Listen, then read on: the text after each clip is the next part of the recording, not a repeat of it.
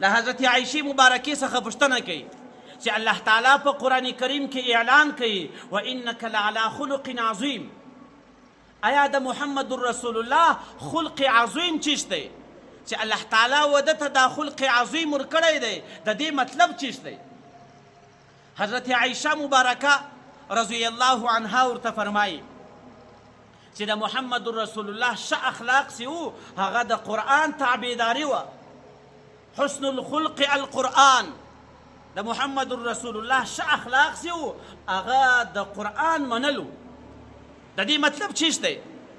مطلب یې دا دی چې په قرآن کریم کې چې کوم احکام الله تعالی و محمد رسول الله ته کړي دي، په کوم شي باندې چې الله تعالی محمد رسول الله امر کړی دی، محمد رسول الله ته به هغه کار طبعا خوند ورکوي. او په قرآن کریم کې چې الله تعالی له کوم شي څخه نهي کړی ده هغه کار به محمد رسول الله ته طبعا هغه شي خوند نه ورکوي.